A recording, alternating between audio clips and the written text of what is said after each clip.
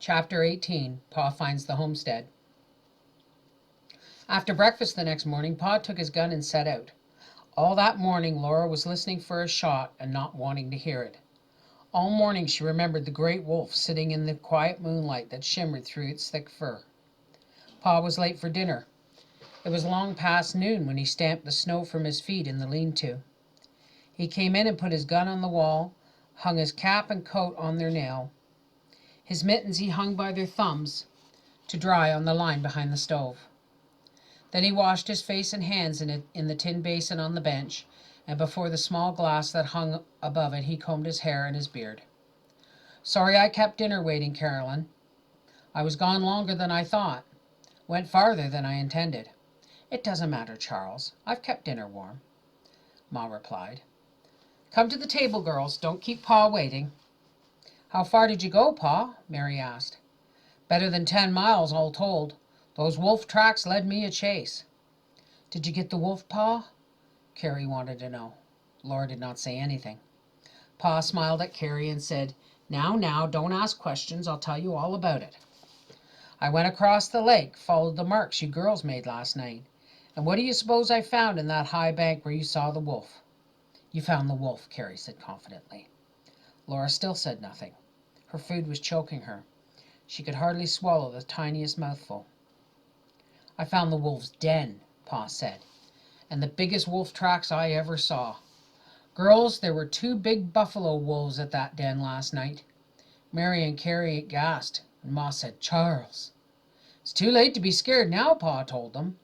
"But that's what you girls did. You went right up to the wolves' den, and there were the wolves. Their tracks were fresh. All the signs show plain as day what they were doing. It's an old den, and from their size they're no young wolves. I'd say they'd been living there for some years, but they haven't been living there this winter. They came down from the northwest sometime yesterday evening and went pretty straight to that den. They stayed around it, in and out of it, maybe till this morning. I followed their tracks from there, down along the big slough and out on the prairie southwest. From the time they left the old den, those wolves never stopped. They trotted along side by side as if they had started on a long journey and knew where they were going. I followed them far enough to be sure I couldn't get a shot at them. They've left for good." Laura took a deep breath as though she had forgotten to breathe until now. Pa looked at her.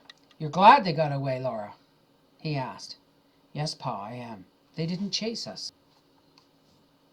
"No, Laura, they didn't chase you. And for the life of me, I can't figure out why they didn't." "And what were they doing at that old den?" Ma wondered. "They were just looking at it," said Pa. "My belief is they came back to visit the old place where they lived before the graders came and the antelope left. Maybe they used to live here before the hunters killed the last buffalo. Buffalo wolves were all over this country once, but there's not many left now, even around here. The railroads and settlements kept driving them farther west. One thing's certain, if I know anything about wild animal tracks, those 2 wolves came straight from the west and went straight back west. And all they did here was stop one night at the old den. And I wouldn't wonder if they're pretty nearly the last buffalo wolves that'll ever be seen in this part of the country." "Oh, Pa, the poor wolves," Laura mourned. "Mercy on us," Ma said briskly. "There's enough to be sorry for without being sorry for the feelings of wild beasts.